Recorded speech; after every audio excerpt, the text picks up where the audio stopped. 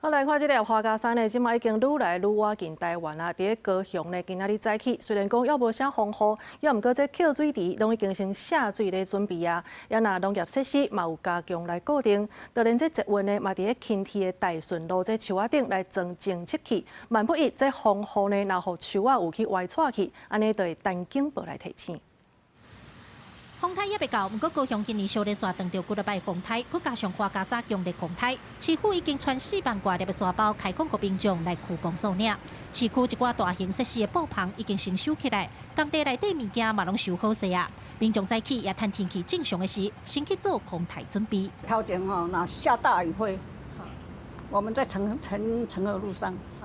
有做啥物特别的准备无？准备嘛？沙包啥有无？会啊。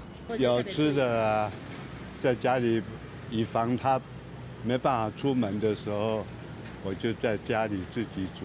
因为花甲山7级的暴风圈啊有320公里，气象署自2日透早都对高雄发强风警报，可能会出现6级以上的阵风。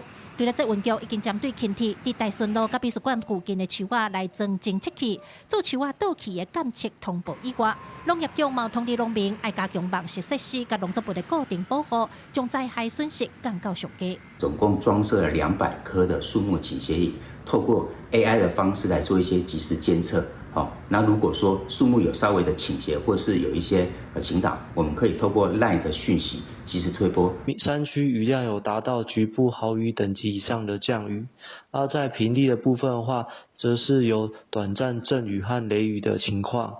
那在风力的部分的话，在 沿海地区有风力达平均风6级以上及阵风8级。伫咧海上交通的部分已经受到影响，往来澎湖、高雄的澎湖轮也宣布2、3、242天的船班拢取消，民众若是有坐船的需求，都爱提早营业。记者郭家族、邱朝阳、高雄场报道。